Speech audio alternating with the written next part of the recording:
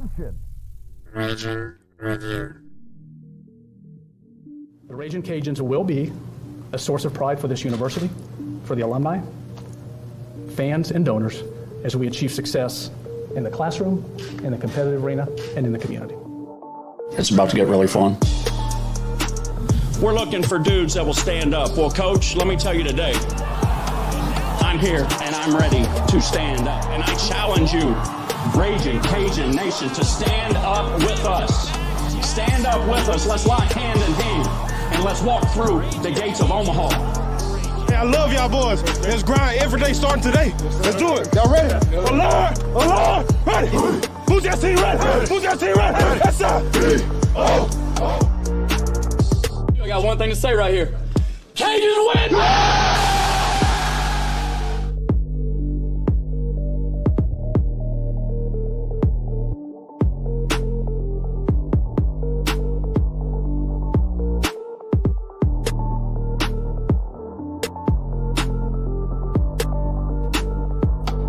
Hello. Once again, welcome to another edition of the Gerry Review podcast. I'm Gerry, joined by Nick and Lane. Got lots to discuss tonight. Cajuns victorious over App State this past weekend by the score of 34-24. Louisiana now on a 3-game win streak, 5-1 overall, 2-0 in conference play. They'll bring that win streak into a long-awaited matchup, a matchup that we'll talk about should have happened 4 years ago, but hey, you know what? Finally, we get to make up for lost time as they travel to Conway to take on the Coastal Carolina Chanticleers. We'll talk about that. We'll preview that game. We'll also talk about what's going on around the Sun Belt. Talk a little bit Raging Cajun basketball, some really big news there. We'll also discuss what's going on with Raging Cajun volleyball and soccer and a lot more. But first of all, Nick, Lane, happy hump day, guys. How's it going? What's up, boys? Glad to be back, man. Had a couple days off, and that was due to work and then due to family stuff and you know, just a lot going on. So I'm glad to be back in the seat. And yeah, I mean, I hate you, Gerry, but it's good to see you, man. I don't really hate you. I just, you know, I have to give you crap every time we talk. But no, I'm glad to be back in the seat, Lane. Thanks for holding down the fort with me. I know RC's probably listening. He did a bang up job, by the way. Maybe we can get him back. Yeah, he did. Yeah, it was awesome. But no, good to be back and you know, ready to talk some Cajuns football and everything else that's out there right now. I missed last Saturday due to work, but I'm back and ready to roll. Looking forward to talking some Cajuns football. Yeah, speaking of which, you know, over this past weekend, Lane, I know you were working at Festival Acadian, which, by the way, I was able to go with the wife and the little one, and we had a blast. The weather was great. You can't go wrong with the music. Good Cajun Zydeco music. It was the food was fantastic. The people were great, very laid back. We brought out the picnic blanket with the chairs, and we had the stroller out there to carry Allie or to roll Allie around in, and we had a good time. It was a great crowd. And you know, I had mentioned about it last week going into the football game because we always love to stress here about our culture. And I thought the festival did a great job doing that. It's always great for us when we're able to go on Friday night, and then Saturday go to the game. So we were able to kind of, synchronize both the festival and the football game. And so we were able to go twice over the weekend, but you know, just great fall weather. I know fall weather is here now. You know, I mean, just downright beautiful outside. It kind of gave a little bit of a shock this morning when I walked outside and it was in the 50s. But you know, overall, just a great week of football. A great week of just sports in general, except for the Saints. That's been pretty depressing.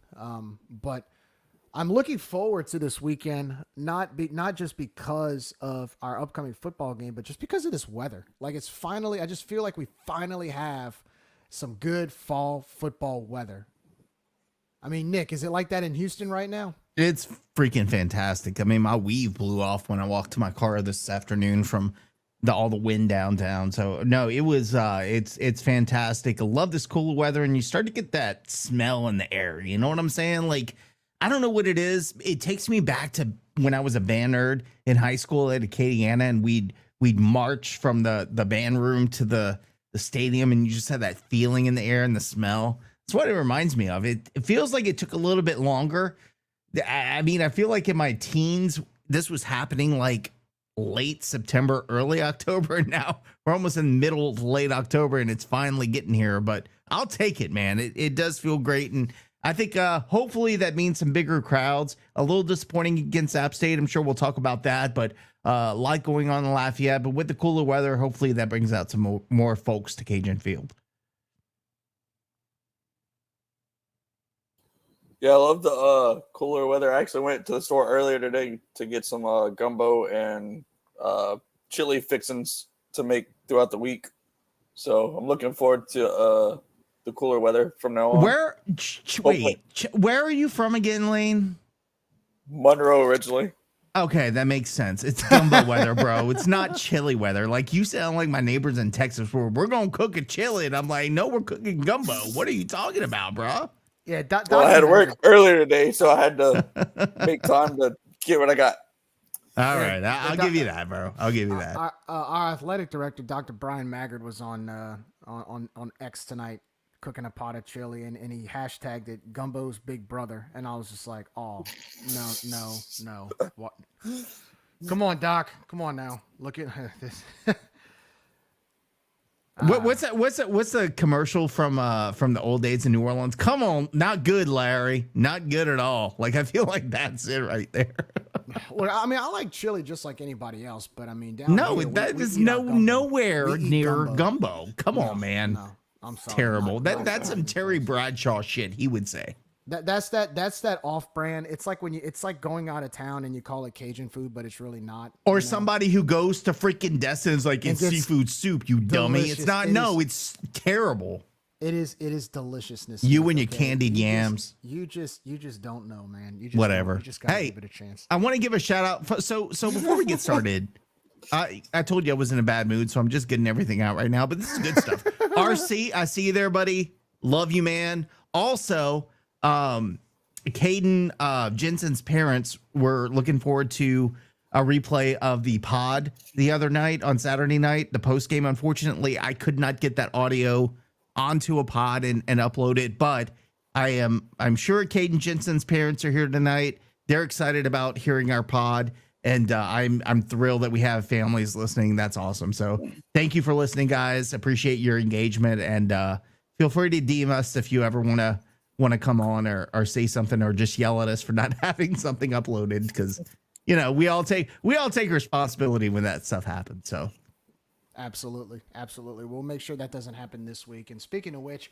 so let's review the App State win. Louisiana Raging Cajuns big win over the App State Mountaineers this past Saturday night at Cajun Field. Final score 34-24 over the Mountaineers. Now again, Cajuns now sit at 5-1 overall, 2-0 in conference play, pretty much in the driver's seat for the most part. They control their own destiny as we speak, so hopefully things keep going in the right direction starting this weekend with Coastal. But overall, I'll just give you my overall impressions. I thought overall, did we play our best game?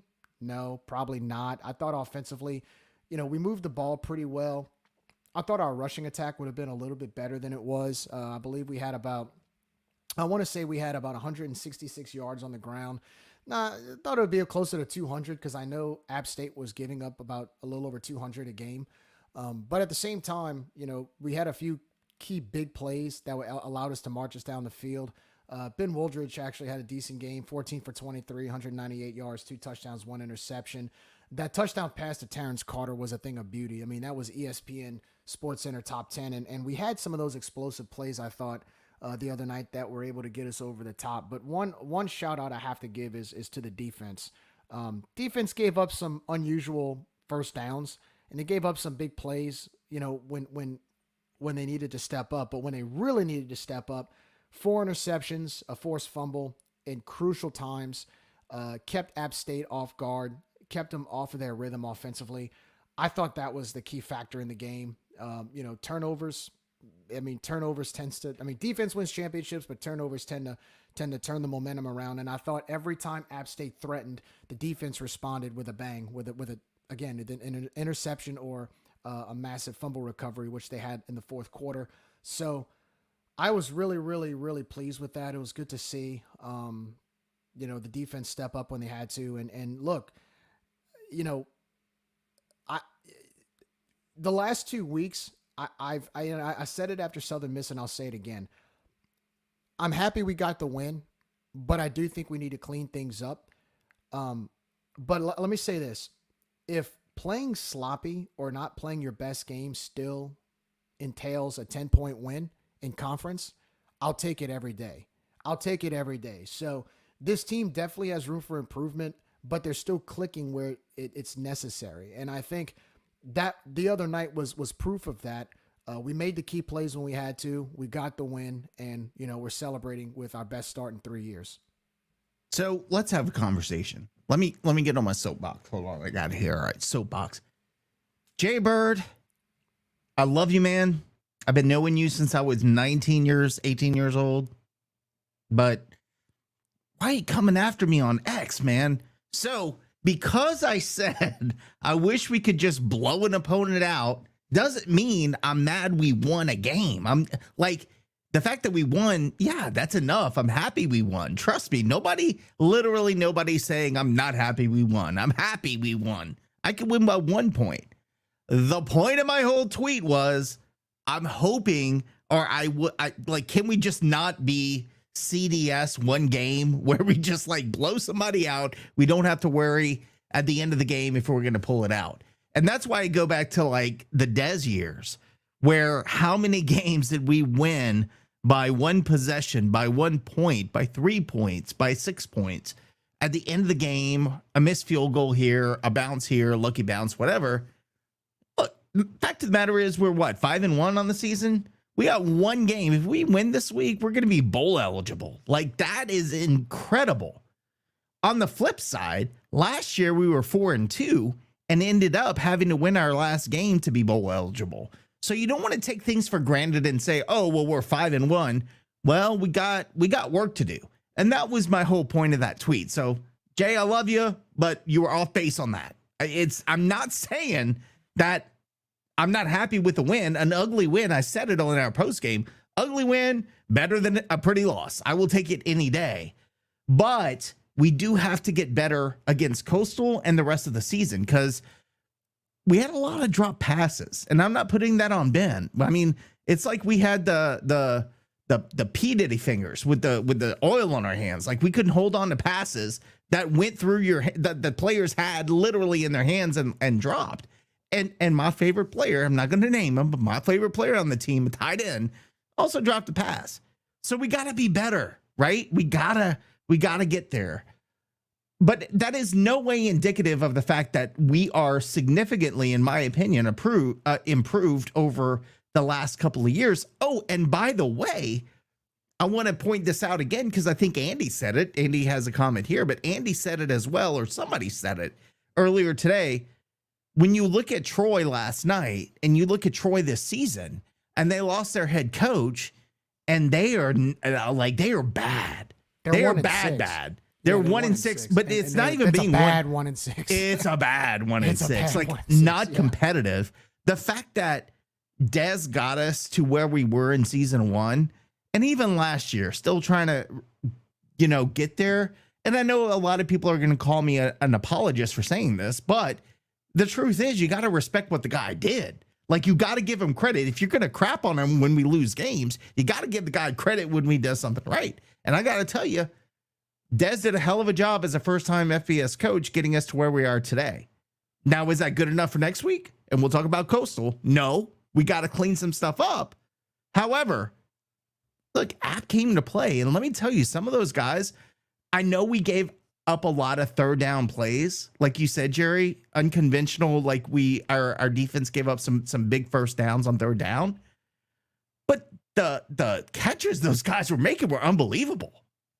I mean, you can't defend some of those catches. So, again, I know I went off on a tangent, but the bottom line is this.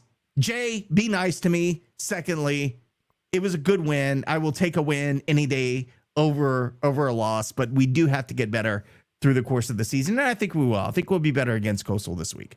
And I think, and Jay's always said this in the past, there's no such thing as an ugly win. I tend to disagree with it a little bit because you can still play sloppy and play fundamentally bad and still come out with a win. And it's great that you won the game, but I guess from my point of view, I tend to look ahead after a game and say, okay, if we play like this against the team next week, like Coastal or even Texas State, can we win the game? And sometimes the answer turns out to be no. Now, you may be like Billy Napier's teams and have all the luck in the world and all of everything go your way to where, to where you win every single game by 1 point or 2 points and go 12-1 in a 2-year span, or 11 and 1 in a 2-year span by games decided by 7 points or less. I mean, that's very, very, very, very, very rare. You don't see many teams do stuff like that. So I think, and I'll stand by what I said the other night. I mean, did we play well? Not really. Was it good enough to win? Absolutely. The way we played on Saturday, can we play like that the rest of the season and win a conference championship? Probably not. But the good news is I do think this team still has upside. I still think they have upside. I still think they have room to improve. I still think they have a chance to really go out there and play good fundamental football. But as of right now, I'll take where we are. I'll take 5-1 all day. And again, 2-0 in conference. You're in the driver's seat in conference, and you're one of the better G5 teams in college football right now. We just have to continue that going into Coastal Carolina and continue that as the season goes on. Because honestly, guys, not to look too far ahead, these next 2 games are going to be our toughest on the schedule until ironically, ULM. So we're going to have to play at a higher level on Saturday if we want to come out with a W going into San Marcos. Lane, what you got? I'm sorry. I had my eye turned to this Western Kentucky Sam Houston game. And I don't know if are they reviewing it to see if a Western Kentucky guy had targeting on his own player. I'm so sorry. I mean, that's how ridiculous officiating has gotten this season. But no, I agree with you said. And but before you go, Lane, what was that quote that you said? There's no such thing as an ugly win. Have you not watched the Saints ever? Like we have decades of ugly wins, and I'm okay with an ugly win. But there are ugly wins. Sorry, but I'll take it over a pretty loss. Sorry, Lane. Go ahead. No, I agree with Jerry. I feel like this week and next week are our 2 biggest. I mean, you got a game against an opponent you haven't played in several years, and then a Tuesday night game against who many people thought would be the top dog in the West on the road, but you've owned them the last 10 matchups? 11. So 10, 11. So it's make or break. I feel like these next 2 games, if you win them both, then you're definitely in the driver's seat. But we have to play better all around. Even though I didn't watch the game, I saw some highlights from last weekend, and it's good to finally get some turnovers, which we needed badly. I feel like early on in the year we didn't get those. So I just hope we continue to play well on defense, and if we do, I think we'll be good to go the rest of the year. And it was good to get turnovers, and that's part of it was an ugly win. I mean, you get 3 or 4 turnovers, you should blow these guys out, right? And that was part of my tweet that Jay got pissed about, is that when you get 4 turnovers, I love you, Jay. I know you know this, but I'm going to keep harping on you. When you get 4 turnovers in the game, you feel like you should blow that team out, and we didn't do that. But then again, our strategy wasn't to blow the guys out, just like it was against Southern Miss. Like, we could have probably scored a couple more times on those drives, but we chose not to. But I would just like to, I don't know, man, just be comfortable in a win. And it has been a while since that has happened.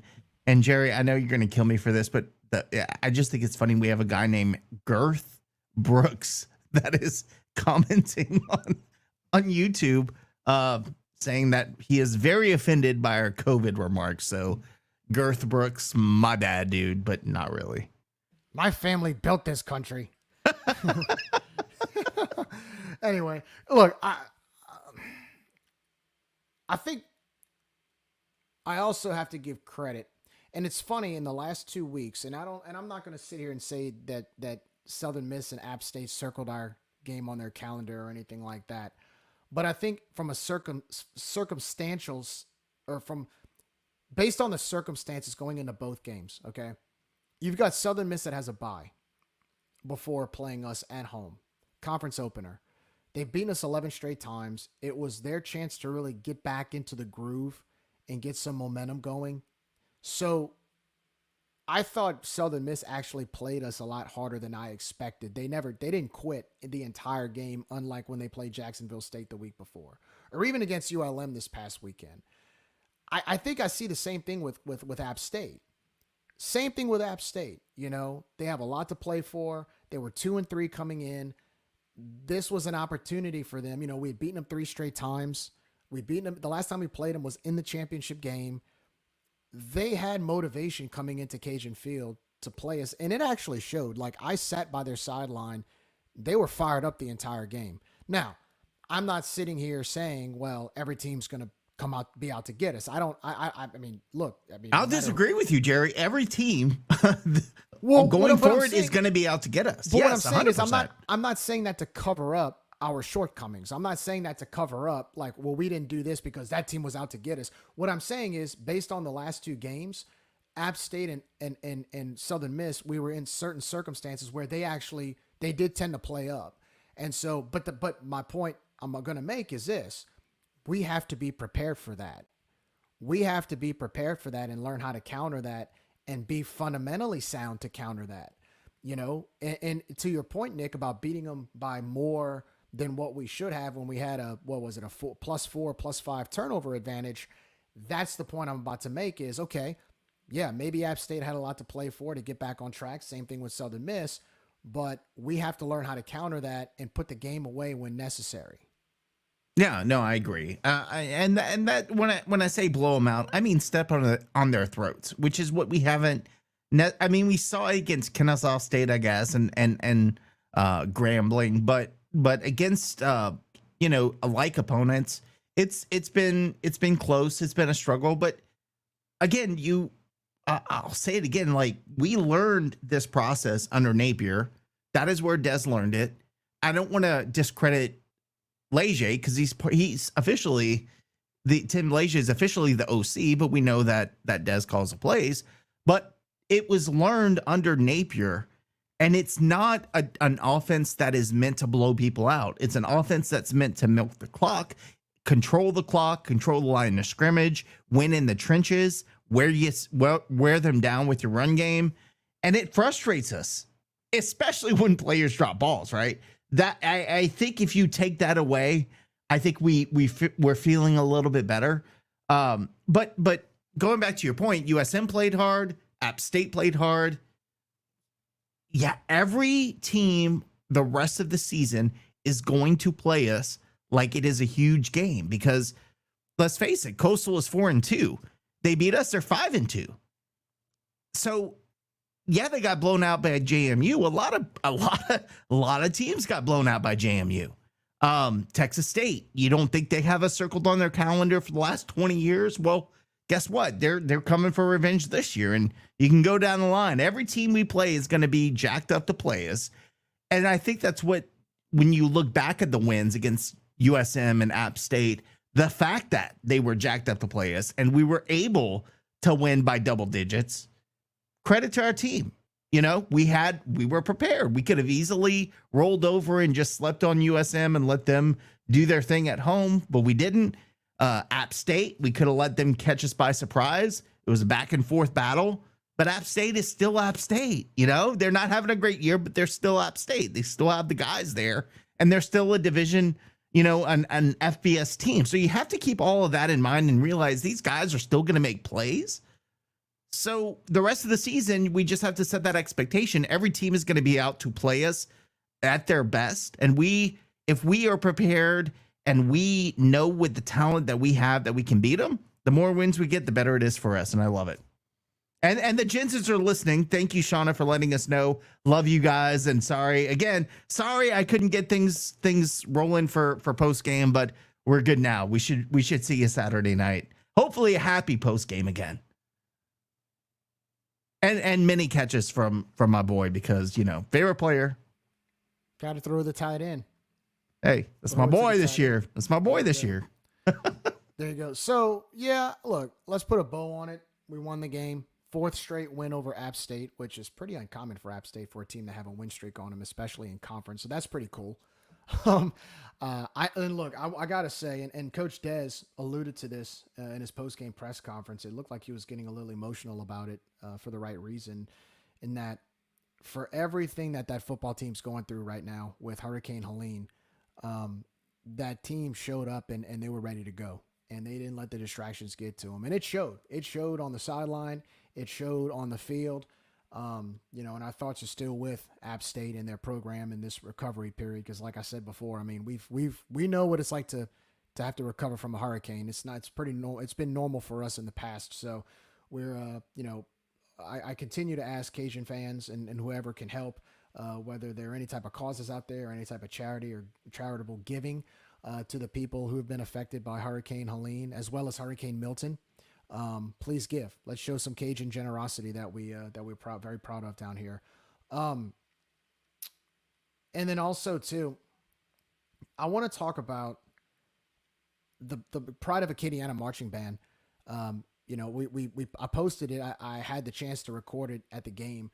But got to give a shout out to the Pride of Acadiana marching band. I think Tuna gave the announcement on the PA about how our thoughts were with the people of the App State family and everything about Hurricane Helene. And the Pride of Acadiana played the App State fight song, which was I think the first time I've ever seen the Pride of Acadiana play another school's fight song. I thought that was really cool, really classy gesture, and it was great to it's kind of a representation of how we show our gratitude towards the people affected there. So really, really classy move by the Pride of Acadiana.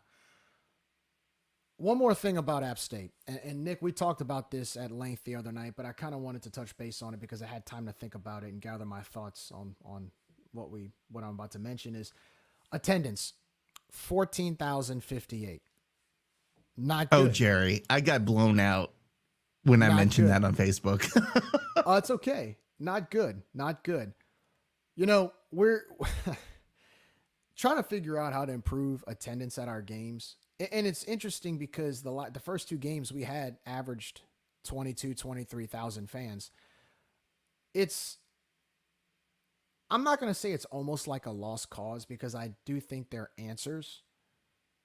But 14,000 fans, when you're 4-1, you had beaten an ACC school and a school that you hadn't beaten in 30 years in the time between this game and the Tulane game. And you were off to a really, really good start playing against a team that is considered a conference rival and sort of a crown jewel of the Sun Belt in App State football. The fact that we only drew 14,000 fans with that weather with the beautiful weather that we had is just totally unacceptable. Let's just call it what it is. It's totally unacceptable. I was very disappointed when I saw the crowd. Not the crowd. I thought the crowd was actually more than 14,000, but when I saw the number, I was disappointed. We can talk all day about how to improve and what do we need to do. I just think it's simple, guys. I think in college sports now, we just need to find ways to make it not just about the football game itself, but about the event. What can we do to make it about the event? And I don't want to hear any more excuses about who's playing 60 miles down the road. I just don't want to hear it. I don't buy it. This idea, well, they're playing down the road against so-and-so. We have Festival International every single year. We've had Festival International for over 40 years in Lafayette, and it runs the same exact weekend as Jazz Fest, okay? Yet we pack downtown. It's gotten so big downtown that downtown is actually, from what I've heard from Festival International workers and volunteers that actually are on the board and whatnot, they have told me specifically that Festival International is actually too big now to be housed downtown because of how much it's grown. But yet people still show up. It's still packed for 5 days during that last weekend in April. And it runs the same weekend as Jazz Fest. In other words, there's still people are still staying here and not going to Jazz Fest, just like we would hope people would stay here and not go to Baton Rouge. I think it can be done. The 2011 season, guys, proved to me that it can be done, okay? The team across the basin in 2011 was number one in the country majority of the season, and we actually had to play some games that interfered with their home schedule. But yet we still averaged 29,000 people in our stadium. So obviously something worked. But now in college football today, 13 years later, it's not just about the game itself, it's about the event. I think it's time for us to find a way and figure out how can we make UL football games an event rather than just what's on the field. Because the vibe I get from administrators that I talk to, it's all about just what's on the field, where we're winning now and we've got this coach and we're doing this, and this. That's fine. And that's good that we're winning. But only winning is not going to bring people to your games unless you win consistently for like a decade straight. And that has never happened. I think it's time we start shifting our mindset towards these games if we want to bring in attendance, making it an event, and not giving up. Not saying, well, we'll just throw the towel in because, you know, TSAB's playing Ole Miss or Alabama down the road. Because guess what? Our next home game, it runs the same day as TSAB playing Alabama in Baton Rouge. So what? We're just going to give up on attendance because of what's going on 60 miles down the road? It's time we start thinking outside the box, guys. It's time to start thinking outside the box on how we can make this an event and attract people to the games. Because 14,000 people for App State when you're 4-1 and you just got home from a 2-game road trip against an ACC team and as well as a team that you haven't beaten in 30 years, a rival, and all you get is 14,000 people for App State. That's just unacceptable. I'm not buying the excuses anymore. That's unacceptable. Jerry, Jerry, do you want some truth? I'm gonna preach to you, brother. Talk to me. It is what it is. We've been talking about this for 10 years. I get it. We used to have big numbers when TSAB was playing whatever. The reality is we are who we are. Our fans are who they are. We have run off the casual fan that wants to purchase an RV space because we made it too expensive. We have run off the casual fan who wants to buy tickets or season tickets because now they have to give extra money to our CAF. And we're not App State where we're the only game in town. And I get it. A festival shouldn't be an excuse. But there is no competition 60 miles down the road. And look, Tulane is facing the same thing. I saw their podcast posting the exact same stuff we're talking about today. TSAB is what it is. They're going to pull. And one of the questions I asked over the weekend was like, well, somebody said, I'm a Tiger fan through and through. Okay. Did you go to school there? No, but my dad was a fan.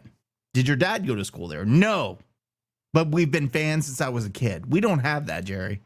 And instead of trying, God, I'm gonna piss people off. Instead of fighting us like we're the enemy, when we're trying to give constructive feedback that the fans are saying, instead of fighting us, listen to us. Because we're literally telling you the community wants to cheer on a team. But you don't give the kids a spirit leader, if you want to call it that, to go to the schools and get them to tell their parents to come to the game. Well, we're not interested in that.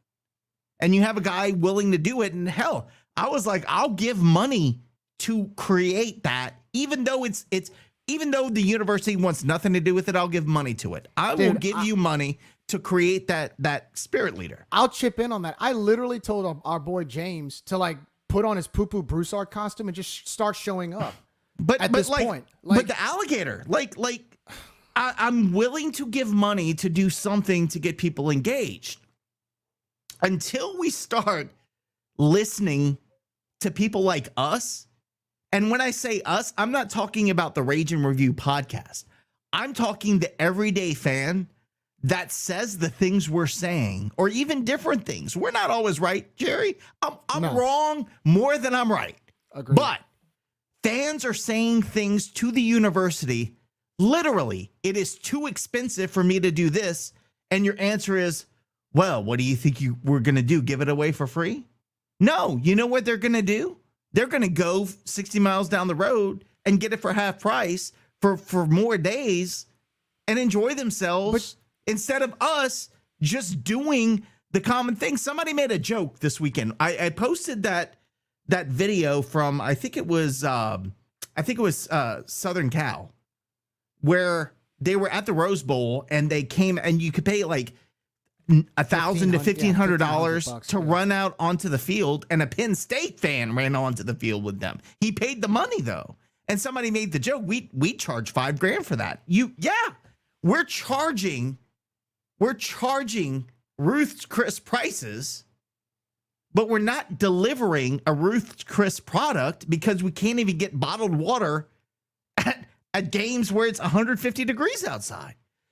So again, we're outpricing the common fan, and you're just not listening. You think you're smarter than the people who are literally telling you how to increase attendance. They're telling you, here's how to take my money. But instead, they look at people like us, and I'm not saying Rage and Review, I'm saying fans in general. They look at us and say, you don't know what you're talking about. And then we get 14,000 fans for App State. So I've given up. Like, I want to blame the community, and that's bad. That's my bad this weekend for coming out with a post on Facebook and saying, this is your fault, Lafayette. You don't do this right. You know what? If we gave them a reason to go there, they would go. But instead, they want to look at us like we're the bad guys because, God forbid, we're criticizing what they're doing. And again, not we as Rage and Review, we as fans. Listen to the fans. Listen to what they're telling you. Make it affordable to go and do these things. We are not a P4 college. I'm sorry, we're not. So charge prices that are relative to what our opponents charge. Listen to the common fan. They will literally tell you what they will pay to go to games and to tailgate and to have a crowd. But instead, we want to think we're smarter than they are, and we know more than they are, and that's how you get 14,000 fans. Well, again, I'm gonna get off my soapbox here, but listen. If you listen more, you would have the solution, but we don't listen. Well, I think also too, I mean, I had a few friends that go to UL games often. They were in Baton Rouge, and honestly, you know, I'm not going to go off, and I know Rage and Review, we do that. Oh, we got to yell at them and fuss at them because they went off to Baton Rouge. But you know why they went to Baton Rouge? You know why? They didn't go to the game. They didn't go to pull for the Tigers. You know why they went? They didn't even go to the game, actually. They went to tailgate. They went to tailgate because they knew that the event itself was the selling point. You know what they did? They just went tailgate all day, drank some beer, ate some food. I don't even know if they watched the game. They came home after the tailgate. For the Alabama game in a couple weeks, there's going to be close to 200,000 people in that vicinity before that game. You know what that means? That means 100,000 people are not even going to be in that stadium. But Nick, why are they there? Because they know the experience they're going to get. You still don't know. Right. It's an event. And that's what somebody was asking the question on X this weekend. God, we're going down the rabbit hole, but screw it. So somebody was asking the question, why can football not get the support, et cetera, et cetera? And I said it. Softball and baseball, it's consistent. You know the product. You know we're going to compete nationally every single year. And you know, like, what song's going to be played, when what player goes up, when what double play happens, when somebody walks. It's consistent. You know when you go up to a concession stand what it's going to be like. It's that way for 30-somewhat games a season. And then you turn to basketball, And football, and especially football, you only have six games, 5 or 6 games a season, and we can't get it right.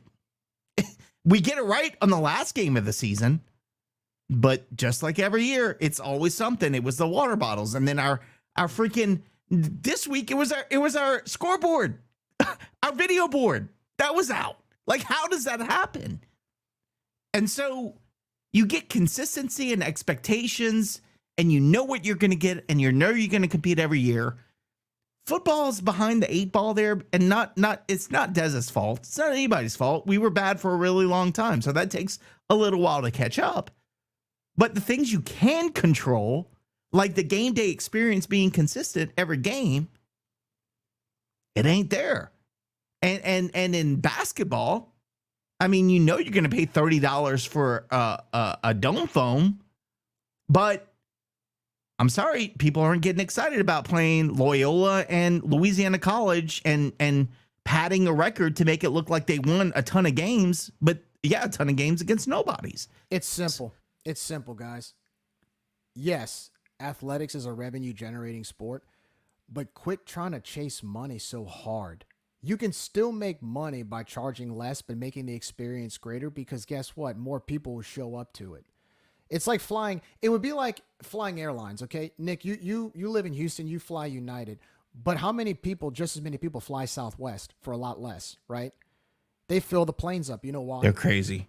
But the point is, they know what they they're do. They know what they're getting. They know what they're getting, and it's affordable. So every single flight on Southwest is full. Every single one, just about every single one. If you fly on a flight on Southwest, they're full because you know what you're going to get. I think it's the same thing here. But could you imagine charging United prices? Like if you sit in first class or business class, could you imagine charging that to fly Southwest? You wouldn't be able to. You wouldn't be able to sell a ticket on that flight.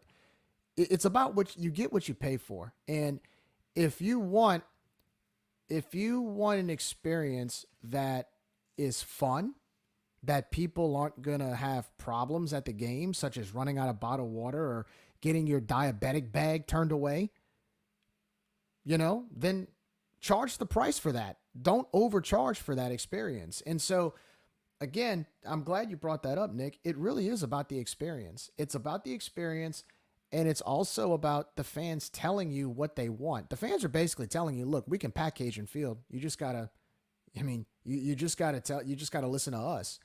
And we're not saying give things away for free, but obviously the consumers are saying the price doesn't match the quality. It doesn't. No, it doesn't. No. And again, it's going to take years upon years upon years for us to get where the other school down the road has gotten, because they have 100-year head start in their conference on us. Those are rivalries that they have been that adults have grown up on, and then to pass on to their kids and pass on to their kids. So again, we've spent a lot of time on this, and I hate going down this rabbit hole because at the end of the day, we can't solve it. And it sucks that I attacked the city for not supporting the team. But again, we can control the things we can control. And instead of waving your finger and saying, no, fan, you're wrong, we're right, listen to the fan, man. We're giving you the cheat code to the game to get to the princess in the castle, to beat Bowser, right? If I'm opening up a restaurant and people just don't come and eat at my restaurant, is it the people's fault for not coming eating, or is it my fault for not providing good quality if you're of food, listening to the nice people, restaurant? well, I mean, who you're listening to, because there are some people in this administration that think it's the people's fault, not the quality of food. So again, I don't want to get stuck on this. I know we have a lot to talk about tonight, but the fact of the matter is we have to adapt. And somebody just said it in here. We have to adapt to the situation better. Like, the fact of the matter is, there is a bigger draw in Baton Rouge, and that will not change. We cannot control that. There is a bigger draw at Festival. We cannot control that. What we can control is what we can control. Collaborate with the folks at Festival. If you buy a festival ticket, or if you do something at the festival, and you accumulate so many points and drinks tickets, you get a free ticket to the game. Something. Be creative. Let's collaborate with those folks, because I guarantee you the folks. Yeah, the folks at that festival, they're not competing with us. They would love to help. We just have to ask. We have to be creative. We have to get the people in place. The head of festival works at the university. That's what I'm saying. Like we have to start opening our minds. On campus. Listen to people, you know? So anyway, I'm done talking about it. Jerry, you can take it from here, but we got a lot more to talk. Sorry, Lane, your turn. I've been talking too long. You're good. I feel like a good example to look at as far as making things an event is the Savannah Bananas. They literally try anything and everything. If it doesn't work, they scratch it and they move on to the next thing. I mean, hell, they packed out Minute Maid in like less than a day. It's not even, and the thing about Savannah Bananas, it's not even about the baseball game. It's the entertainment. They made it's the rules. I mean, it's like the Harlem Globetrotters, same thing. Yeah. It's not just about the basketball with the Harlem Globetrotters. It's the actual entertainment. And guess what? They sell out the place. And nobody is going there to watch a baseball game. By the way, shout out to my boy Thomas Semino, who is a coach for the Savannah Bananas. Nice. Son of Wade Semino. Wade. You guys, some of you old school people know who Wade is. Now course. coach at West Monroe, but Thomas Semino now coach there. All right, I'm done. But that's a good point. Another thing y'all mentioned earlier was ticket prices of peers. I looked at just now tickets for our game against ULM in Monroe. The highest ticket, $40. The cheapest, $10. Wow. So I don't know. Now, granted, it is ULM, so they can charge lower and get people in. But I feel like the lower the ticket prices, at least for, I guess premium seating is a little bit different, but the lowest ticket price should be low enough to get multiple people in without families feeling like they're having to break the bank to go. Well, $10 ticket at ULM gets you an oxygen tank because you're so damn high in the atmosphere. But yeah. I mean, start calling the schools again. Bring the students. You know, I mean, go to. You know, we talk about United Way of Acadiana and Boy Scouts, Girl Scouts. Go to all of them. Reach out to all of them and offer tickets. Go to any type of nonprofit you can. Every single nonprofit and offer tickets. I'm sure they're doing that. And because we come on here and then we hear things. I see things that are like, oh, they're doing this and they're giving tickets away and whatever. Nothing replaces having kids loving a, quote, spirit leader. We need that. And they don't live. I'm sounding like Joe Biden. We need it. It's important. We need it. It's super important and it's stupid. It's something so simple this university can do, and they just refuse to do it. I don't know. It's because they think they're smarter than everyone else. I don't know. It's because they don't have the money to do it. But literally, we're wanting to give money to do it, and they just won't take it, which is insane. And look, Kevin brought up a good point. He said the school has improved ticketed and prices recently because of the Pacquiao contract. That's agreed. And we've preached about it numerous times on how happy we are that's being done. But now it's time to take it a step further and start promoting your games as an event. Take those ticket prices and not look at it as you're paying a ticket to just a game. You're paying for an event. Make it an event. And look, next year, we're going to get a lot of answers on that with that new stadium. We're going to find out. We're going to find out what that event entails. And we're going to see if it works.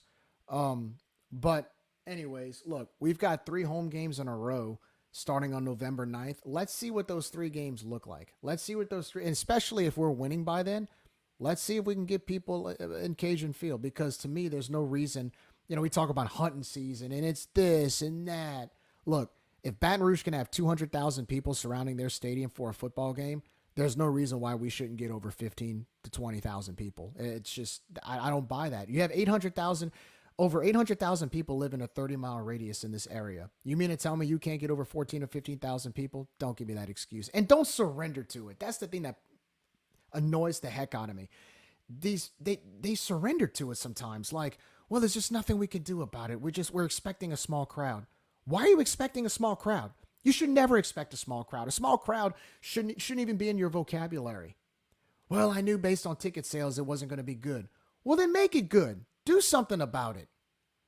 Anyway, I'm off my soapbox. We can. Let me see if this works. Here we go. This is why.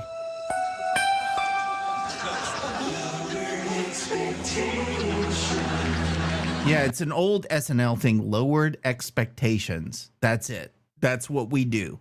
Lowered expectations. All right, I'm done. And on that note, let's move on to Coastal Carolina. Another soapbox we can talk about because, we do have some players on this team. This is the first matchup against Coastal since our one and only loss to them in, I think it was October of 2020. They beat us by 3 on a last-second field goal. Turned out to be our only loss of the year. But let's go back in memory lane, or back down memory lane. We were supposed to play in the conference championship down in Conway. Coastal Carolina was undefeated at the time. We had one loss, which was to them. And our team had arrived, I think, that Wednesday or Thursday night. And we find out as the team is at the hotel that the game got canceled because one of the coach contracted COVID. And apparently he had to be allegedly contracted COVID and had to be separated or quarantined from the position players that he coaches. And so because of that, the game got canceled, which ironically I still think to this day is pretty crazy considering the fact that we actually had a few starters out in that first matchup against Coastal and we played the game and they beat us. But then something happens to them and we not only postpone the game, they cancel it while our team had traveled all the way there and was staying at the team hotel to find that out.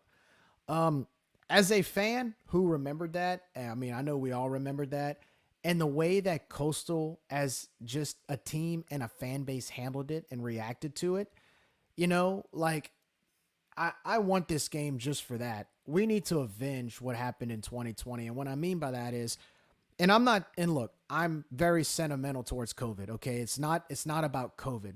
Okay. Cause I had COVID. I don't know if you guys had COVID. We all had COVID and I had family members that succumbed to COVID, unfortunately. But what I didn't like was the semantics that surrounded that whole entire weekend. For example, the game got called. And then a day later or 2 or 3 days later, the entire team, even though they're supposed to be quarantined, they're taking a picture next to the trophy that they didn't win, which, by the way, we got the trophy too. We actually have a 2020 trophy because we were both considered co-champions. And then a week later, when they had the Myrtle Beach Bowl that App State played in, we got a quarantine and everything. Why were Coastal players sitting by App State players and harassing them? So I look at those events like that and no, this isn't rewritten history. I mean, this is pretty much documented. I just thought that whole entire time was just, it sucked for us. And I'm not trying to put down COVID, but just the way that some of their players and some of their fans acted around it was kind of mysterious to me and not cool. Nick, I'll let you go on a rant because I know you're chomping at the bit at this. So please continue. Oh, can I talk about Teddy Gallagher saying, please go ahead. Go ahead. Anytime, anywhere in a Burger King parking lot will play anyone. And then his daddy wants to go sue people because they're talking shit about his son on Twitter. How insecure are you, Teddy Gallagher? Oh, by the way, Teddy's now a coach, not at Coastal. He's at Liberty. Imagine that. So let's talk about that because that was a wuss move. Yes, I'm pissed off. I'm still pissed off about that. Thank you, Andy. I'm glad somebody remembered that. His daddy was suing everybody on Twitter. Secondly, like you said, Gerry, how you going to say, oh, we cannot possibly play a game because an assistant coach allegedly had COVID, but then show up, take a picture on the field, teams together, nobody's quarantining. It's so serious we can't play a football game, but you're harassing the App State players in your own stadium. They're but fans. That's totally They're cool. Fans. They were yeah, sitting they're by fans, them they're too. players, whatever. Can't quarantine when you're sitting by fans. No, can't play a football game, but you're out there.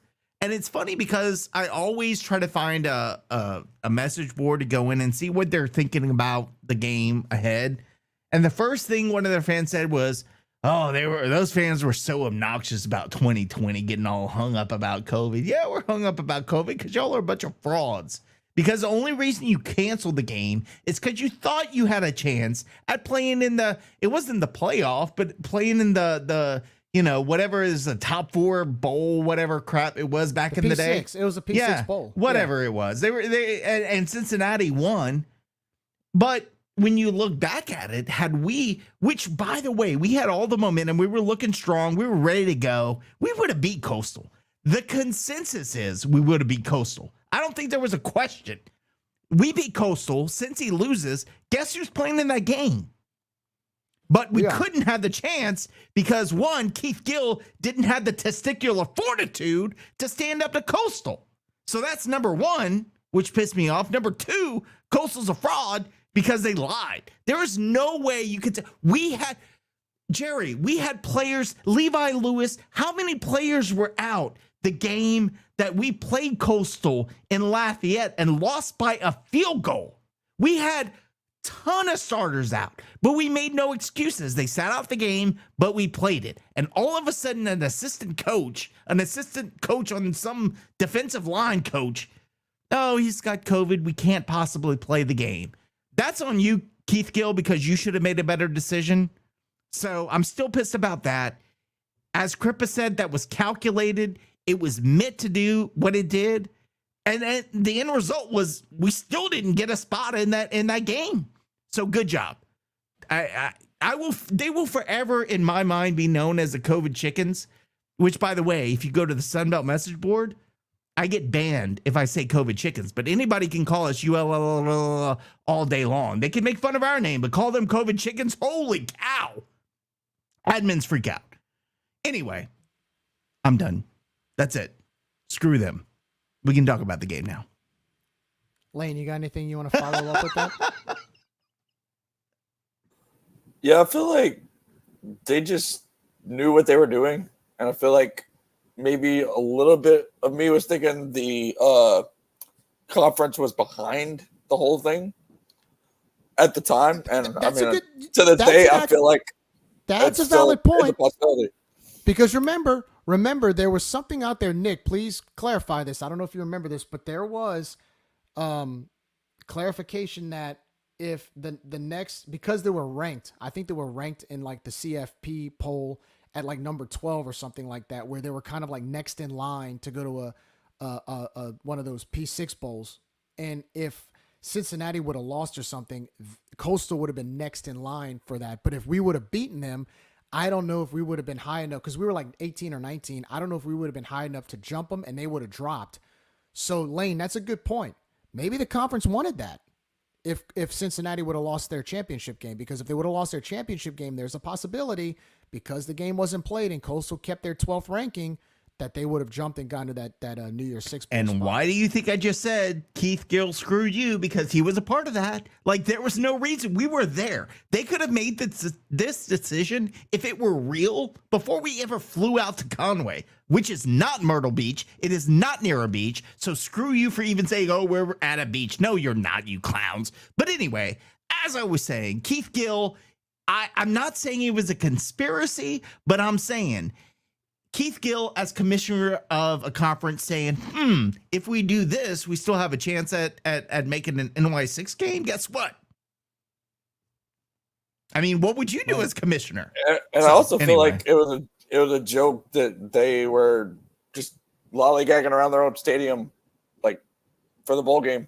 But nobody wants to talk about that. I mean, it's a joke. It's a joke that Keith Gill is supposed to lead the savior of our basketball conference, and 3-4 years in, he still hadn't done crap to improve our standing. But anyway, yeah, I think I'm done with that. No, but look, we can rant about this, but the one redemption is Coastal lost their bowl game on a blocked field goal to Liberty, of all teams. We won our bowl game, so we got 2 trophies. They got 1, and then the following year, we won the conference and they didn't, and they haven't won the conference since. So I guess there was some redemption to it. You know, I guess a little bit of karma to follow up with it. Don't get me wrong.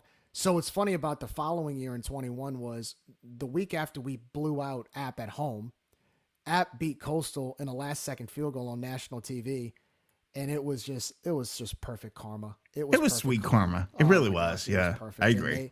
They ended up losing, I think, to like Georgia State or somebody. They got 2 losses to where they couldn't even play in the championship game, and you know, App State came back for a rematch, and the rest is history. We won the conference. So technically they can claim their fake conference championship all they want in 2020. We also got a trophy, and we won in 2021. So I'll take that all day. I'll take that all day. But anyway, Do y'all feel like go ahead.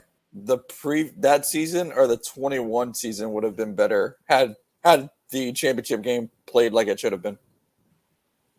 I think that's a really good question.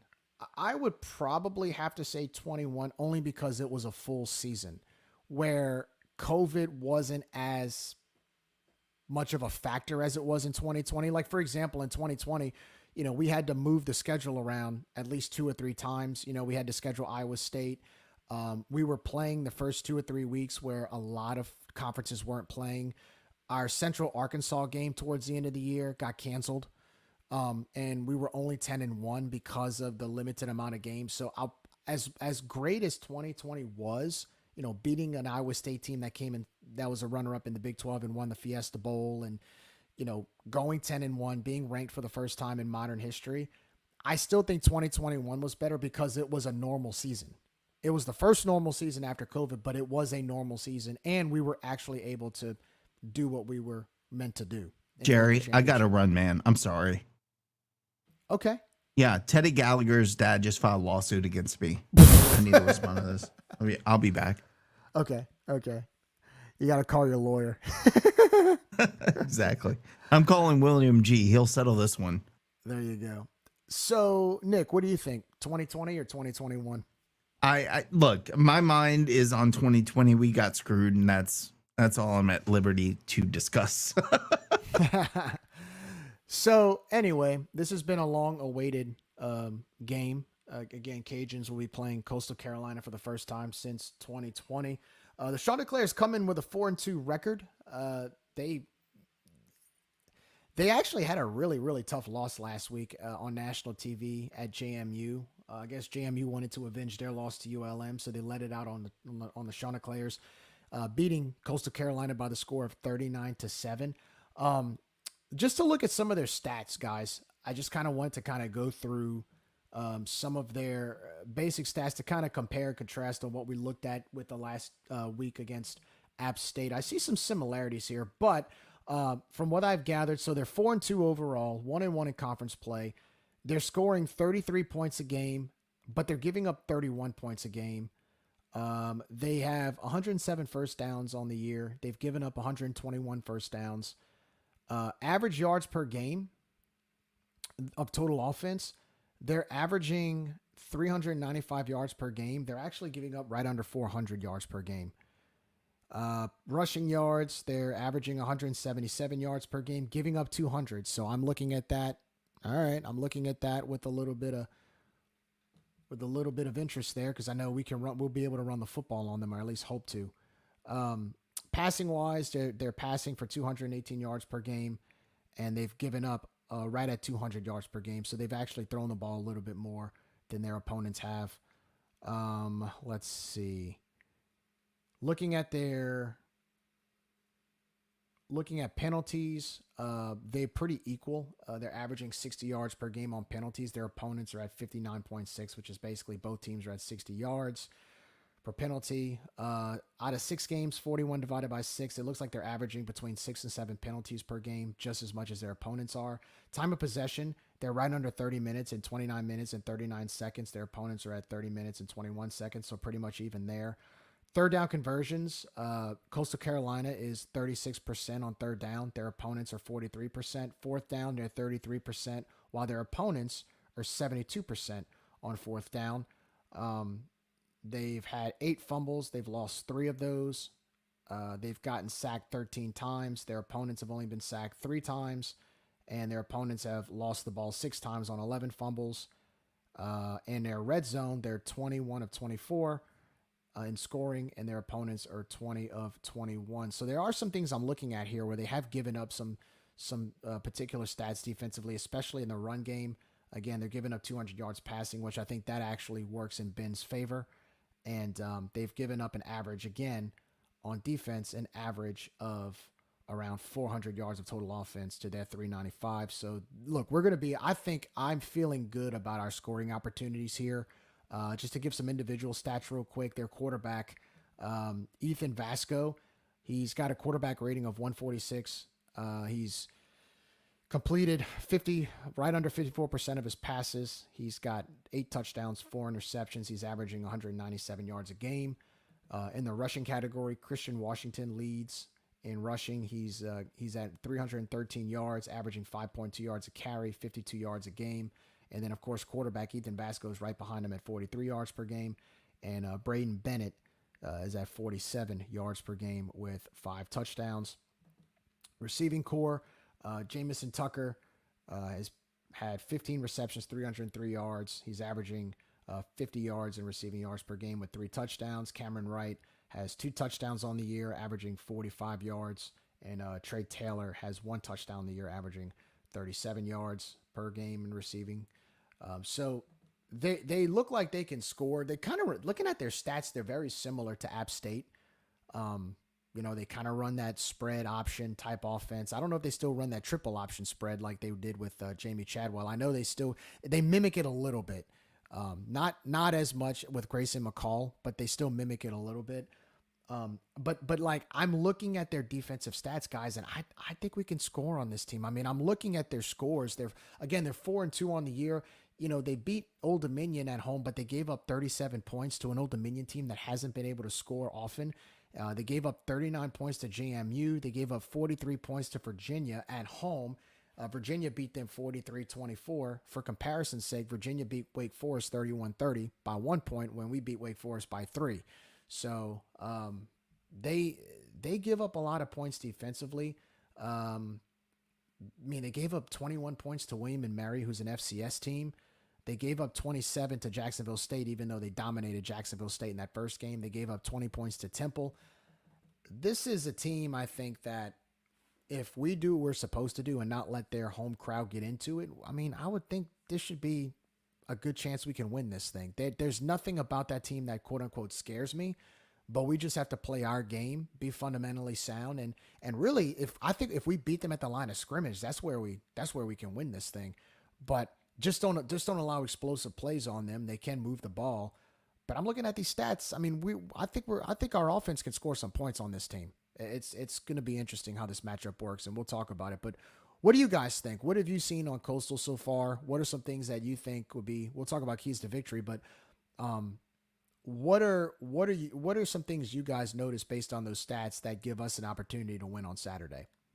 Well, I don't know if it gives us an opportunity to win, but I think we're very alike.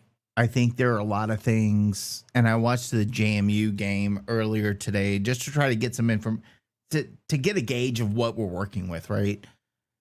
Coastal shot themselves in the foot quite a bit, but it was at JMU. So I think I'd feel a little bit better if that game transpired the way it did at Coastal, but it didn't. It was on the road, and JMU's a tough team, number one. Number two, on the road is they sell out their games, right? Lucky them. But I think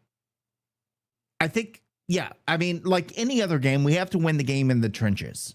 Can we be better than them on our offensive and defensive line?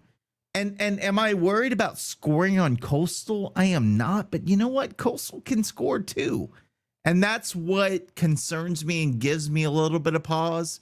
And I know it's funny when somebody says we have to outscore the other team. Yeah, no crap. Like, you got to score more points than your opponent, but we have to find a way in critical situations to get that turnover like JMU did, because what they were so good at, JMU was getting that turnover early in the game and then stepping on their throats and capitalizing. And what we saw last week, we didn't often capitalize on that turnover that we got, because we were, again, +3, +4 in turnovers. It didn't feel like we capitalized on the opportunity that we created defensively. I feel like we have to do that this week. If you get a turnover, you've got to capitalize on that and get a score, even if it's 3 points. I'm good with that. But you have got to convert that into points, because, again, Coastal can score. Defensively, they're a little bit suspect. But, again, they can They have a spread offense. They can throw the ball. I saw some ability for them in the run game, but they made a lot of mistakes against JMU. My question is, will they make those mistakes against us next week at home? That is a big question. And like Andy said, we have to play mistake-free football. I think that's a given. Any game the rest of the season, we have to play mistake-free football. But especially in a game like this, where you're going to an opponent that you haven't seen in a while, that's in a different division, that maybe you're not as geeked up about because it's not in the West, right? You're playing an Eastern opponent. We saw that last year against ODU. We should have beaten ODU. And I get that they had a quarterback that was doing weird things and yada, yada, yada, et cetera, et cetera. But we cannot take that for granted. And look, this game scares me. I know a lot of people every week say this game scares me. This one really concerns me a little bit because, again, our defense has kind of that bend and don't break attitude. And Salgado is really, look, y'all, I love Salgado. I want him here for the next 10 years, but he still needs to get the hosses that he needs to fully execute the game plan that he wants. And so we're going to have to bring some pressure. We're going to have to execute defensively as JMU did last week. If we have some breakdowns, it will be a lot closer than it should be. So I don't even have, in my head, Gerry, I know you're going to ask me later, what's the score prediction? I'll make that up when we get there, but I don't know, because to me, it depends on which defense is able to hold the other offense, to less points, and which is obviously what you want to do every week, but especially this week, it feels like both offenses can do some things. If we step on their throats early in the game, I think we're in a better position. But if we let them hang around like App State did and like Southern Miss did, I don't know, man. It's at their place. They're a decent team. They're 4-2. It'll be tough. I feel like our big thing this week is going to be to feature the running game. They give, like you said, they give up around 200 yards rushing a game. And as long as our three backs are healthy, I feel like that'll be like the main thing. And then, like Nick said, to capitalize on turnovers and put points on the board. Coastal's kind of an odd team because, you don't really know what to expect at times. But I feel like the biggest thing is to get out to a lead early on the road and step on their throat as much as you can early on. And that way it doesn't come back to bite you in the end. Yeah, and I think, again, I know we said that against Southern Miss, but you can get away with it against a Southern Miss, stepping on their throats. But I don't know, Gerry. It's just it's a weird team. It's hard to figure Coastal out based on what I've watched. They lost to Virginia. Virginia beat Wake Forest. So did we. I don't know. They're a good team, but I think, again, it feels like it's one of those games where whoever blinks first loses, right? And we can't blink. We gotta unleash, and we gotta wear down their line, right? And somebody said unleash Bill early. That's one thing that kind of has driven all of us crazy, is that we start trying to run the ball, and then when that's not successful, then we're all of a sudden, passing every down. We gotta stick to it. We gotta wear them down early, because that only helps you later in the ball game. So I don't know, man. This is just a weird feeling for this game, because I really don't know. I feel like you could look at any other game on the schedule and be like, okay, here's what I expect. Against Coastal, it's a coin flip on my end. Yeah, I agree. I think for them, I think this game's going to be kind of similar to what we saw with Wake Forest. Both teams have dynamic offenses, explosive offenses. It's just a matter of who's going to flinch first. I think what helped us out against Wake Forest was that we were able to make some 3-and-outs, and we got that interception in the fourth quarter. I kind of get that vibe that this might be a shootout. I mean, it's just built for one. I think athletically we're better. I think talent-wise we have a little more weapons, but you're going to their house. You're playing on that teal field. I know in 2019 we dominated them at their place, but this is a different Coastal. They're a lot better. They're a lot more improved. And so we're going to have to be able to withstand the home crowd as well. You know, they may only put 21,000 people in their stadium, but it's allowed 21,000. It's a really, really impressive home field advantage that they do have. So that's the environment's going to be different. So we're going to have to learn how to weather that. But at the same time, I mean, on paper, I think we're a better team overall. I think we're more athletic. I think we're faster. I think we're better in the trenches. But to Andy's point in his comments, you know, we have to play mistake-free football, because if we don't, they'll definitely make us pay. I don't think that there is a team on the remainder of our schedule that I think is more talented than we are. I don't disagree with that. Okay. Who? Texas State? No, I'm saying I don't disagree with that. My bad. Yeah, no, I was about to go throw hands with you, man. Yeah. But no, I don't think that there's another team on our schedule that is more talented than we are. The question is, are we going to execute, or are they going to execute?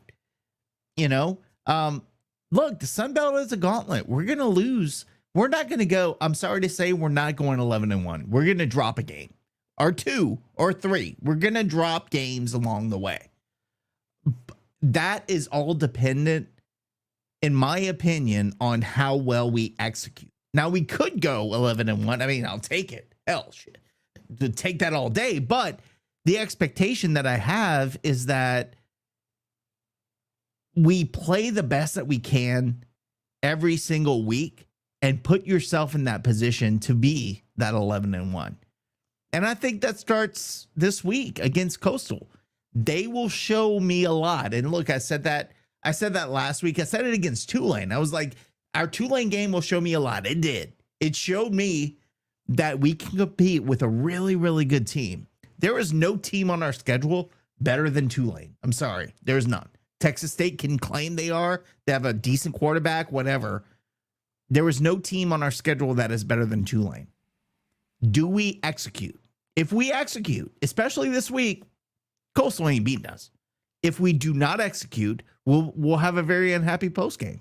And to me, that's the key, is execute, do the things you got to do. And I like Derek Mason 11-1. I love that, baby. 11-1. That's a good thing. I don't think we're going 11-1, but I am not going to say we're not either. So look, I'll say this. You win this week. The last 2 years, we had to wait till game number 12 to be bowl eligible. It'll be nice to be bowl eligible with a 6-1 record and not have to wait till the final week to say, hey, are we going to the postseason or not in a bowl But game? again, don't rest on your laurels like we did last year, where we got to 4-2 and we're like, oh, we got this. And then like continue to play your game. But again, I feel like Dez, if we're being honest, I didn't have that confidence last year. I have it this year. I feel like Dez has grown. This team has grown. This team has matured. The leadership has matured. Hey, let's get this done, baby, and move on. No doubt. So, guys, 3 keys to victory against Coastal. Lane, you go first. 3 keys: running game, run the ball. Even if it's not working for a few plays, you still need to run the dang ball. The other, number 2, would be to execute on their mistakes, put points on the board, and number 3, don't give up the big plays, which they haven't so far this year, but it's hard to see when they may or when they won't. But don't give up the big play, especially in the passing game, because I feel like if you do, it might be a long night. Yeah, I'll agree with you there. Run the ball, and that is like goes into the next one. Control the time of possession. We're very, very alike as far as stats goes, and I think both teams want to control the time of possession. If we can do that, but turn that into points. Like, we can't just control time of possession and get to the 40-yard line and on 4th and 3, turn the ball over and let them get the ball. We have got to convert that into points. So control the time of possession. Again, we got to beat them in the trenches. And I'm not going to say play mistake-free football, but I would say on the other end, create turnovers, but capitalize. Because again, I don't feel like we've really taken advantage of what other teams have given us. And against Coastal, that again, when you look at their stats, they're so alike with what we do. And they have a 4-2 record, and they're a good football team. You gotta convert those turnovers into points. Even if it's 3 points, that's fine. But you gotta convert them into points. That's all I got, Jerry. Yeah, my 3 keys are pretty simple. Win the line of scrimmage. I feel like we're a little more physical at the line of scrimmage than they are, and you can definitely tell statistically speaking that that's the case. I think winning at the line of scrimmage, like to your point, Lane, about running the football, can actually set up our run game there and wear out their defensive line, because we have seen they do give up points. I also say that key turnovers, forced turnovers like we did against App State. Now, I'm not expecting us to have 4 interceptions and a fumble recovery, but I do expect us to make some, hopefully we can turn the ball over in key drives defensively, halting any type of momentum they may have, and then flipping it back on them and capitalizing off those turnovers, like you had mentioned, Lane, about being able to score off of that and kind of flipping the game into our advantage to where you force them to play catch up, kind of like what Tulane did to us. I think we can do to Coastal. And my last one is win the time of possession. I think holding the ball long enough keeps their offense out of a groove. Like I said, their offense can score. Doing it at their place where it will kind of keep them off balance. So if you win at the line of scrimmage, especially in the run game, and you do run the football, that runs clock. That's going to run a lot of clock. So I think that can be something that we can do. So win at the line of scrimmage, win time of possession, and force key turnovers. We'll get back to scoring predictions before the end of this episode, but I wanted to move on real quickly about what's going on around the Sun Belt. That was our Coastal Carolina preview. Let's talk a little bit about what happened this past week in the Sun Belt Conference, starting with, of course, James Madison and Coastal Carolina. JMU took care of business against Coastal last Thursday night at JMU down in Virginia. JMU victorious over the Chanticleers by the score of 39-7. Old Dominion gets back on the right track. They take care of business against Georgia State down in Atlanta by the final score of 21-14. Texas State had no problem against Arkansas State at home. They were victorious over the Red Wolves by the score of 41-9. Georgia Southern scored 21 points in the final 6 or 7 minutes to defeat Marshall at home, or at Georgia Southern down in Statesboro. Georgia Southern, I think they were down, I want to say they were down I think it was like 23-3 without looking, and they scored 21 points to close that out by winning by the final of 24-23 over Marshall. And of course, the surprise of the conference continuing their winning ways, ULM taking care of business at homecoming over Southern Miss by the score of 38-21. I found out that ULM for their homecoming game had 22,000 fans. I believe that was their largest crowd ever for a Sun Belt game at Malone Stadium. 22,000. Nice. Yeah. So, of course, Coach Bryant Vincent and the Warhawks rolling to a 5-1 record. They will have a bye this week. And last but not least, rounding out the Week 7 of Sun Belt Conference play, Louisiana victorious over App State 34-24. This week, starting with last night, South Alabama hosted Troy in front of a sellout crowd down at Home Bank Stadium in Mobile. South Alabama took care of the Trojans. Big win over them. That was their first win over Troy since 2017. Final score, South Alabama 25, Troy 9. Troy, two-time defending Sun Belt Conference champions, now sit with an overall record of 1-6. Crazy. Unbelievable. Tomorrow night, Georgia State will travel to Marshall. Game will be at 6 o'clock and televised on ESPN2. And on Saturday, Texas State, believe it or not, I know that Texas State's good and all, but look, they got to go to Old Dominion. Old Dominion is not the easiest place to win at. So, of course, Texas State will travel to Virginia to take on the Old Dominion Monarchs. Kickoff will be at 2:30. JMU will travel to Georgia Southern down in Statesboro. Kickoff will be at 3 o'clock. And Arkansas State will travel to Southern Miss, or travel to Hattiesburg to take on Southern Miss. Kickoff will be at 6 o'clock. And, of course, last but not least, Louisiana travels to Coastal Carolina. Game will be at 11 o'clock on ESPNU. So some pretty good football. I mean, I'm looking at the schedule right now. The one I'm looking at hard is Texas State and Old Dominion. I don't know why, but I feel like Old Dominion can, if they look, they would be doing us a huge favor if they could take care of business at home against Texas State. I would be okay with that. So Texas State fans are so. First of all, they were all campaigning to leave the conference, so that would be sweet. But secondly, yes, they would be doing us a favor. So I'm an ODU. I'm a Monarch this weekend, buddy. Speaking of which, we'll talk about this week's games, but in the Sun Belt, but also locally or in state.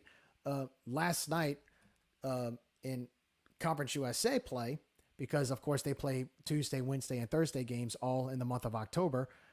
Louisiana Tech, who was a 12-point favorite, traveled to New Mexico to take on New Mexico State, and they lost in overtime. I actually stayed up past midnight to watch that game to see. And what's funny about it is everything in the last 5 minutes to me pointed to a Louisiana Tech win. They were literally supposed to win that game going away, and yet they were lined up for a game-winning field goal. The kick gets blocked. And then both teams settled for a field goal in the first overtime. And then Louisiana Tech kicked the field goal when they had ball first, which, by the way, I think in the first overtime, they also had a chance to catch a game-winning touchdown pass, and their quarterback overthrew the receiver. But in the second overtime, Louisiana Tech got ball first, kicked the field goal. New Mexico State came out and scored a touchdown to win the game. They lost to a 1-5 team, and now Louisiana Tech sits at 2-4 on the year, on their way to possibly their fourth straight losing season. So you have such an unhealthy hatred for Louisiana Tech, but I don't hate you for it. But man, you the fact that you sicko stayed up past midnight to watch that shit is commitment, my friend. I'm just saying. Hey, and guess what? Right after the video went right up on Rage and Review, baby. I know. You don't miss that opportunity ever. And a fun fact, since that video was posted and since the former AD made those comments, they are now officially 16-36 in football overall. You literally need a new hobby, bro. What would you do without me, Nick? I mean, you got to know these fun facts. Get started on time. That's what we do without you. I would if my microphone would work, Anyway, so that's going to do the Sunbelt football roundup. Again, should be some really, really good matchups this week. Looking forward to it. It's always, Sunbelt Conference football, believe it or not, is actually very interesting and fun to watch because you just never know what's going to happen. But anyway, all right, moving on. On the side note, Raging Cajun basketball, we had some big news come out this week. Unfortunate news, tragic news. Cajuns basketball player Hosanna Katinje is officially out for the season. Apparently at practice, I believe, beginning of last week, he tore his Achilles.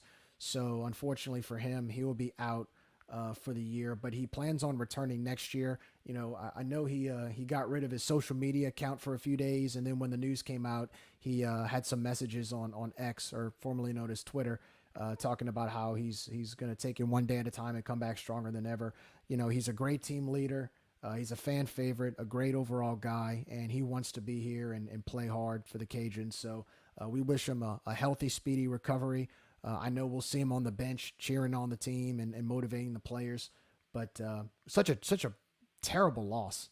I mean, that sucks, man. I really, really feel for the guy because I know he wanted to come back strong and put on a good product on the court, but we wish Hosanna a speedy recovery, and we're glad he's here. What sucks more is that he's such a good dude. He's so likable, right? And when you have other players going different places, he had the opportunity, I'm sure, to go elsewhere, and he decided to stay, and that happens. But it's like the saying, "Love you like a biscuit, love you like a Cajun." Man, I'm thrilled to have you as a Cajun, and I wish you a speedy recovery. And next year is going to be something special for him. So again, it's so hard when it's a guy that's so likable, right? It's always hard, but when it's a guy like Hosanna, that's tough. So best wishes, man.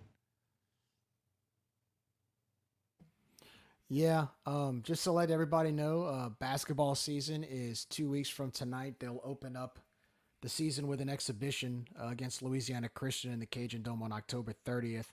And then the first official game will be against Kent State out of the MAC for the MAC Sunbelt Challenge on November 4th, which is a Monday at 7 o'clock. So, a lot of college basketball coming right around the corner. I know the men's, like I said, the men's start in 2 weeks. The women's will be around the same time, if I'm not mistaken. Have to pull their schedule up real quick.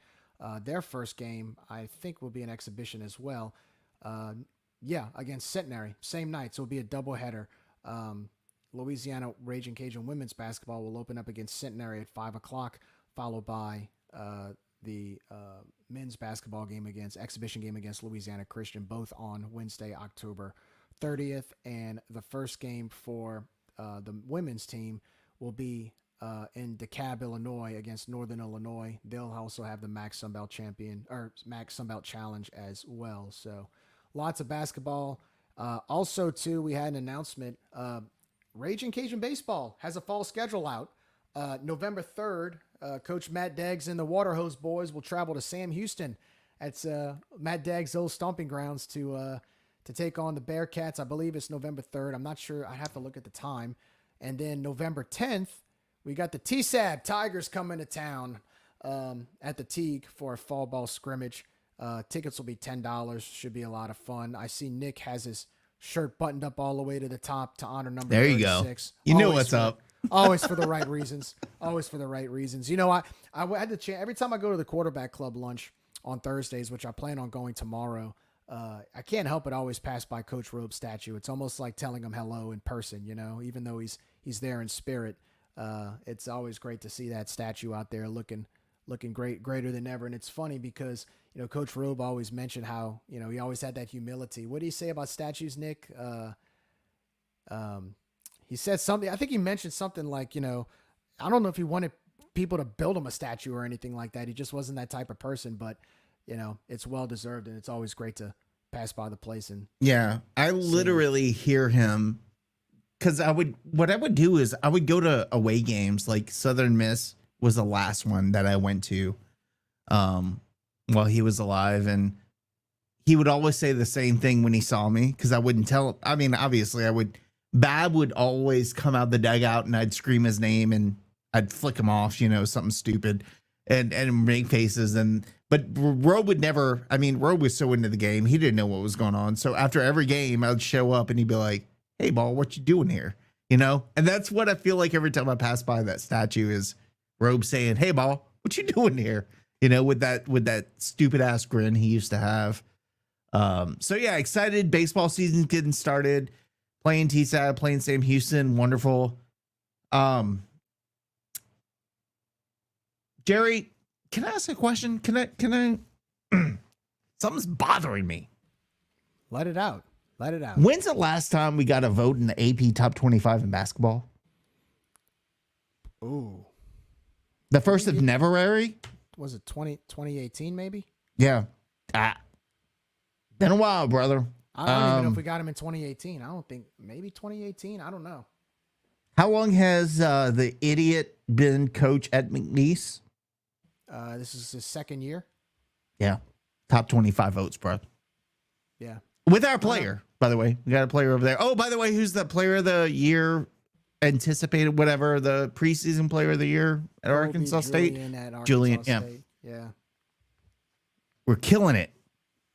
But, yeah. Hey guys, get excited about exhibition against whoever and cannot wait for that Kent State game. That'll be a killer. Talk to me. You know you want. That's it. Talk to me. I don't know basketball. I'm not going to claim to know basketball. I'm just saying, when you're in year 53 of a coach, and we are where we are, and we're getting we're getting embarrassed by a guy down the street that cheated and got banned, and then somehow became a coach. Now they're top 25 at McNeese freaking State. Do I need to say anything more, Gerry? I think what's bothers me about that, and I'll just say it. I don't care what anybody says because it's the truth.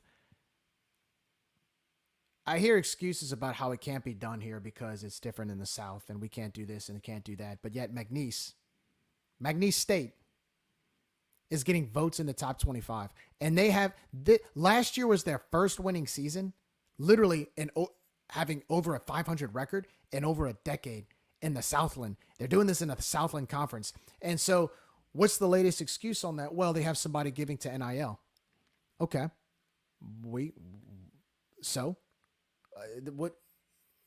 do you think they're giving to NIL? You think they were given to NIL before that certain coach got there? The point is Will Wade is selling the program at McNeese. It is the HUD effect. It's what Will Wade is doing what Mark Hudspeth did when he got here. He's knocking on doors. He's marketing his program. He's talking to the right people. He's building a coalition of a big network that is all chipped in to help the program and invest in the program. And look, I'll give us credit where credit's due. Last night we had our tip-off celebration. I believe Couralon put it together at the Student Union. We raised 6 figures for NIL. But the point of the matter is that I'm not saying we should be getting top 25 votes. What I'm saying is we shouldn't get stood up by McNeese. We shouldn't be getting stood up by McNeese, a team that had Gerry gets stood up. They're gonna kick our ass at home in the Cajun Dome with a former legacy player. We cannot hold on. What happened to the 2 legacy players that we had? One went to McNeese that's now getting top 25 votes. The other one is preseason player of the year at Arkansas State. But we're the problem. I mean, look. So we're gonna have what, 200 fans in the arena for that game? Oh, but you know what? They're all gonna be at the pregame meal at the whatever bar they have at the Cajun Dome before the game. That's only open to them. Well, and then David Buster's after. We got that covered. They did have 400 people at the event last night, so that's good. Look, I want basketball to be successful, but when we're losing to McNeese, that's like losing to Nichols. I mean, why aren't people outraged at this? That's my question, Gerry. And look, you can say, yeah, he's the winningest coach in the history of UL because he's been here so freaking long. It's like the kicker, the field goal. Kenny Almendares might end up scoring the most points in UL history. It doesn't mean he was the best player ever in UL history. He's just kicked the ball and scored more points because he's been here so freaking long. So, like, put things into perspective. I like Bob.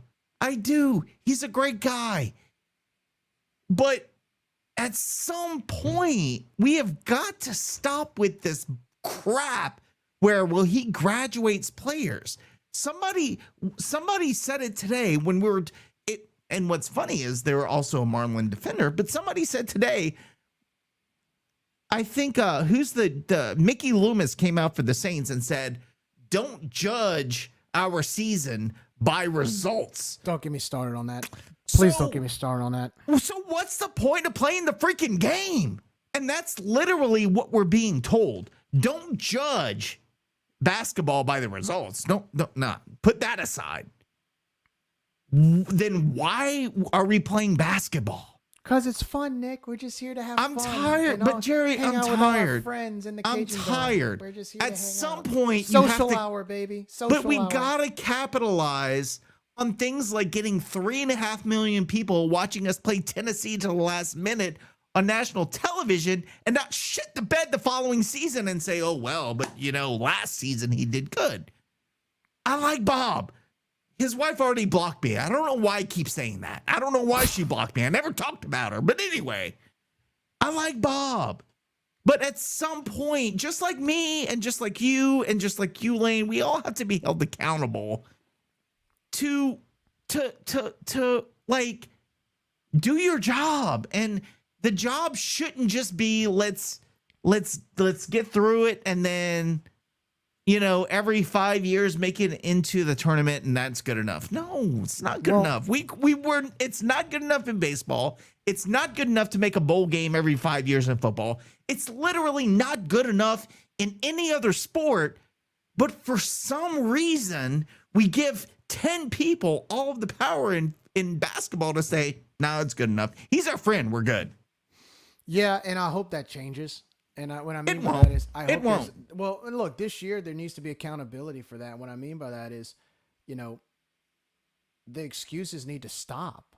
Again, when I see McNeese doing what they're doing in year 2 of Will Wade's tenure, a team that really has not had a history of winning in almost 30 years, and he's come in year 2 and already getting preseason top 25 votes. There's no excuse for that. And the excuse I hear is, well, they have 1 or 2 big donors who give millions to NIL. How do you think if let me ask you this. You think if Will Wade if there was another coach at McNeese right now and Will Wade wasn't the coach, you think they would have that big donor giving 1 or 2 million to McNeese? I don't care about McNeese. I don't But you know care what they do. I know what you're saying. Answer. You know but the I answer to don't that. care. We're not McNeese. We should be on a different level than McNeese. It's McNeese. That's my point. It's freaking Lake Charles. But that's the excuse. I'm telling you the excuse. I'm tired. They have a big donor. They have. I'm tired of excuses, Jerry. Well, the thing is, you're saying this about a school that has maybe a third of our resources all across the board, and yet they're outshining us tremendously in basketball. And that's, to me, that should enrage our fans. That should get our, whether it's fans, even the diehards, that should enrage them, not just throw their hands up and go, well, they have a big donor that gives them money. No, you know why they're giving them money? Because because he's giving to Will Wade. Will Wade is knocking on doors and again has a coalition of fans and supporters that are willing to invest with his program. That's why. And again, we had the event and everything, but I mean, I'm curious to see how many tickets we sold for basketball. I'm going to find out. I'm curious to see what our season ticket sales look like. I'm curious to see what our attendance is going to look like. You know, I mean, I hope we win this year. I do. We have a lot of new faces. We have a lot of new guys that we're not too familiar with. Apparently we're talented. I've heard that, you know, they're practicing hard and we're very athletic, but that's got to be able to translate on the court. And so, look, 5th place and losing by 27 points, you know, to Arkansas State to close out your season is not going to cut it, man. It's not going to cut it for the fans. Well, look, we have players' parents that want to come on here and tell us exactly what's going on, and we haven't had that happen yet. Let me tell you something. We know what's going on. We know the inside, but I don't know the diehards want to admit it or not. We know what's going on. You don't have to. Don't try to foo us. We know what's going on. But I don't know that we want to go that's a whole episode, and I don't know if we want to go down that road, right? No. So just leave things as they are. We're going to support this team, and this might be Jerry. I don't know. I went off on a tangent because I'm in a pissed off mood today, but I went off on a tangent. We may not do this again this year. I mean, we're going to support the team. We'll report their scores. We love the guys on the team. But it's just tough, man. When your expectations are here for every other program and then here for this one, it's just hard. And by the way, Daryl, I was not dogging Kenny the kicker. I love Kenny the kicker. I was just putting it into perspective that Kenny's good. He's not the best player in Cajuns football, but he might end up being the leading scorer all time. So that's a big deal, but it's like, you know, I was just trying to make a comparison there. Kenny the kicker, he's my dog too, bro. He's not Caden. Caden Jensen's my guy, but you know, Kenny's close second. Just don't finish in 5th or 6th place, okay? Just well, what do we do for this year? Gerry, because it's been a rotation of what we do like every year after we get to the tournament. I mean, and last year was exactly what we expected. You get to the tournament, then you poo-poo the bed, and we can research it, whatever it is in the second year after we make a tournament. Undoubtedly, it's going to happen again where we end up, because we've seen this show before, right? It's like a rerun. Yeah, it's definitely repetitive. But prove me wrong. I want everybody. I want Marlon to prove me wrong and make me look like a beehole. No, Do you know it. what you. But also, Do what I want them to do is go cultivate a fan base. Quit going around the same 100 people that you hang out with because it's social hour. Go cultivate a fan base and go put some damn people in the Cajun Dome and to quit making it look like it's less than a biddy ball game. That's what I want. Cue the memes. Go put forth some freaking effort and go get some people in the doggone Cajun Dome and make the Cajun Dome look somewhat representative of college basketball venue and not a scrimmage. Point is, we care, Gerry. We care. We want them to do well. We support our guys, but I'm tired. Well, but put forth some effort, man. Quit surrendering just so you feel comfortable because the coach is your friend. Like we've always said, and at Rage and Review, we always believe this. There's no coach bigger than the program. I don't care who the coach is. I don't care how many games the coach has won. I don't care what sport it is. No coach is bigger than the program. At the end of the day, it's all about Louisiana on your chest. And so if you're gonna sacrifice the betterment of a program, especially one of your bigger ones, because you'd rather be friends with the coach, then maybe you're not the right supporter. I don't care how much money you throw at it. The point of the matter is it's about the program at the end of the day. It's not about your friendship or whatever your acquaintances are. And look, I say this as somebody. Look, Nick, you say that as somebody who's your brother's a coach for baseball. I say that as a fan who knows these coaches and his administrators personally. It's not about who you know. It's about doing the job. My brother is a coach in baseball, and I can't interview him. Let's talk about that. No, let's not talk about that tonight. Another pod. Anyway, guys, before we close it out, let's talk some Raging Cajun volleyball. Coach Christy Gray and the ladies had a doubleheader this weekend against Texas State. They dropped both games on Friday night. They dropped, or I'm sorry, no, I'm way behind. Southern Miss. They hosted Southern Miss this weekend, splitting the weekend series. They won the Thursday game 3-2, and they lost on Friday 3-1. Their overall record right now 5-10 and 1-3 in conference play. Louisiana will travel to Troy this Friday night to take on the Trojans. Game time will be at 6:00 on Friday and then 2:00 on Saturday. So good luck to Coach Gray and Raging Cajun volleyball. Raging Cajun soccer. Louisiana Raging Cajuns will go to Jonesboro to take on Arkansas State tomorrow night. But before that, let's talk about what they did last week. Cajuns drop a tough match to South Alabama at home, 3-0. 3 goals to nil. Actually broke a record, I believe, for attendance. I think they were like 2,500 fans at the track and field complex last week. Great job, Cajun Nation, on the support. And then the Cajuns traveled to Conway to take on Coastal on Sunday. They ended the game to a 1-1 draw.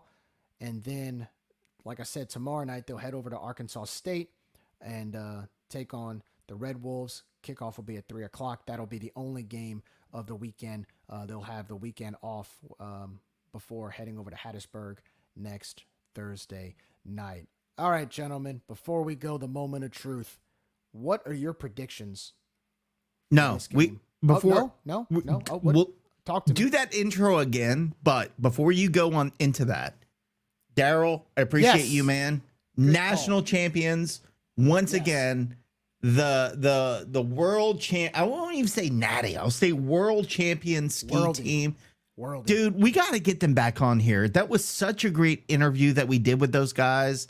And you don't, like, I know other schools would be like, haha, the only natty you have in ski is in water skiing. That's not true. Weightlifting. Regardless, whatever.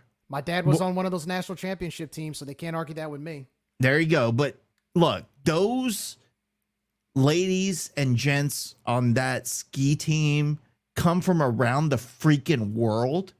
Like, our lives are not like them. Like, they go skiing in freaking like Norway. Spain, you know, just because. So these are different people. and they choose Louisiana to come because of the culture here, we got to get those guys back on to thank them, because Jerry, even if it's for 5 minutes just to say we love you, like, they need that. So kudos to them, Daryl. Shout out to you for bringing that up. They are freaking awesome. Yes. We got to work on that, Lane, next week. For sure. That is the 5th straight national title for Raging Cajuns water skiing. Congratulations, national champion water ski team. Hey. So who was the other?